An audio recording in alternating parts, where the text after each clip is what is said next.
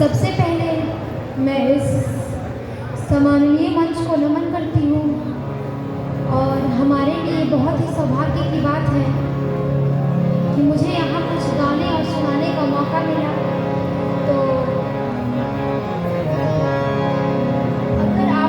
अगर मुझसे कोई त्रुटि हो तो अपने घर की छोटी बच्ची समझ के माफ़ कर दीजिएगा। और ऐसे भी आपकी मैं बगल के गांव की ही हूँ, जगदल गाँव है मेरा। तो अगर कोई त्रुटि हो तो अपने घर की बच्ची समझ के मुझे माफ़ कर दीजिएगा।